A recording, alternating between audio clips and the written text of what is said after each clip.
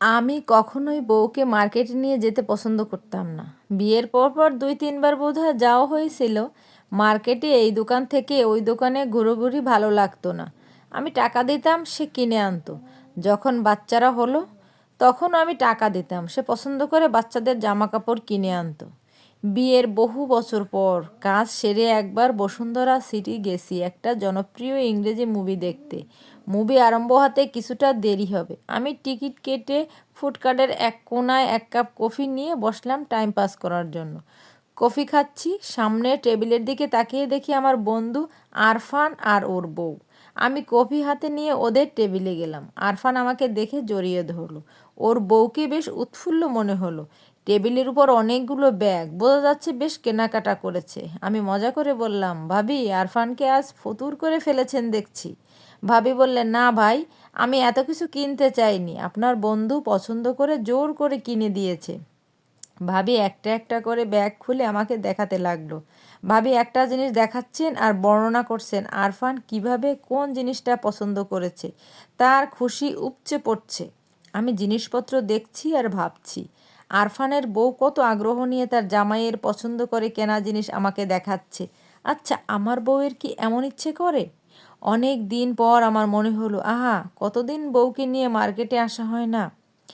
তারপর নিশ্চয়ই ইচ্ছে করে স্বামীর হাতে ধরে মার্কেটে ঘুরে বেড়াতে। সেও চায় তার স্বামী তাকে পছন্দ করে কিছু কিনে দিক। মুখে হয়তো কিছু বলে না। আরফান আর তার বউ চলে গেছে। আমি চুপচাপ খালি কফি মগ হাতে নিয়ে বসে আছি। নিজের মধ্যে একটা অপরাধ বোধ কাজ করতে লাগলো। মানিব্যাগ খুলে দেখলাম বেশি টাকা নাই, তবে এটিএম কার্ডে আছে। মুভি দেখার টাইম চলে যাচ্ছে, আমার ওঠার দরকার পড়ছে না, উঠতে পারছি না। আমি মোবাইলটা হাতে নিলাম। বউকে ফোন দিয়ে বললাম, তুমি বাচ্চাদের রেখে ১ ঘন্টার মধ্যে আমার এখানে চলে আসতে পারবে? একটা সিএনজি নিয়ে চলে এসো। বউ ভয় পাওয়া গলায় বলল, কি হয়েছে তোমার? শরীর খারাপ করেনি তো? আমি কাঁপা কাঁপা গলায় বললাম, মনে হচ্ছে শরীর কিছুটা খারাপই হয়েছে। তুমি কি আসতে পারবে? বউ কাঁদো কাঁদো গলায় বলল, তুমি এখন কোথায়? আমি বসুন্ধরা সিটির লেভেল 8-এ আছি। হায় আল্লাহ, তুমি ওইখানেই বসে থাকো, আমি এক্ষুনি আসছি। আমি না আসা পর্যন্ত ওখান থেকে উঠবে না। ১ ঘন্টার কম সময়ে বউ এসে হাজির। সে এসেই আমার কপালে ঘাড়ে হাত বুলাতে লাগলো, জ্বর এসেছে কিনা যাচাই করার জন্য। আমি হাসি মুখে বললাম, আমার কিছুই হয় নাই। আজ দুজন মিলে একসাথে মুভি দেখবো, এজন্যই তোমাকে ফোন করে এনেছি। আগে এক কাপ কফি খেয়ে ঠান্ডা হও। তবুও তার উৎকণ্ঠা যায় না। সে বারবার কপালে বুকে হাত বুলাতে লাগলো। ডাক্তার দেখাতে তাগাদা দিতে লাগলো।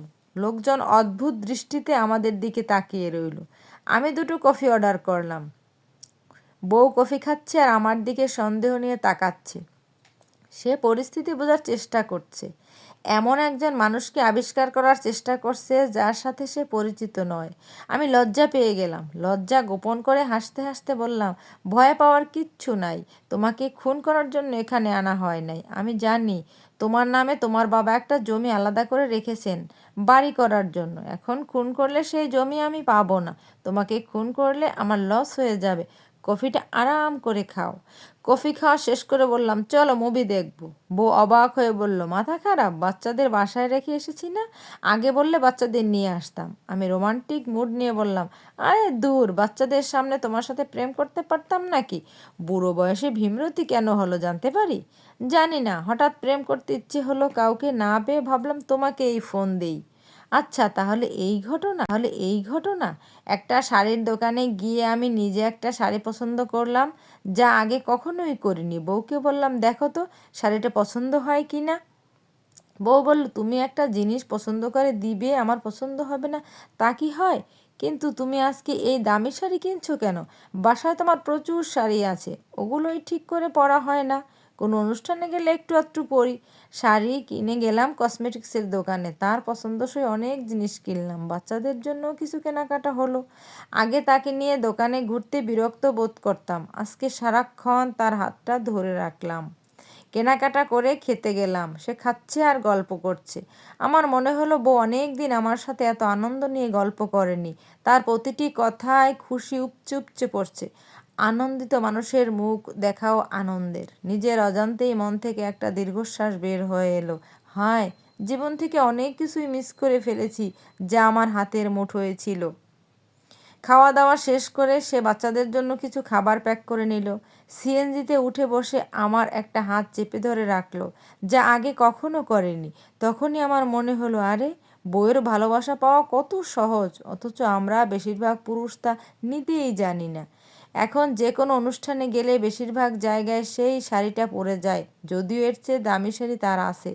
শাড়ি নিয়ে কথা উঠলে সে গর্ব করে বলে, এটা আমার হাজবেন্ড পছন্দ করে কিনে দিয়েছে। আগ্রহ নিয়ে সে শাড়িটা অন্যকে দেখায়। আগে সে কখনোই এসব কথা বলতে পারতো না। আগে বিভিন্ন অজুহাতে তাকে মার্কেটে নিয়ে যেতে চাইতাম না, এড়িয়ে যেতাম। এখন মন খারাপ হলেই বলি, চলো মার্কেট থেকে ঘুরে আসি, মন ভালো লাগবে। এখন সে আগের মতো যেতে চায় না, সেই মন আর নেই। মনে মনে ভাবি, যদি আগের জীবনটা ফিরে পেতাম, নিজেকে সংশোধন করে নিতাম। তা যে আর হয় না। আমার মনে হয় বিয়ের পর একটা মেয়ের গর্বের একমাত্র জায়গা হচ্ছে তার স্বামী, মা বাবা, ভাই বোন বা অন্য আত্মীয় স্বজনরা নয়।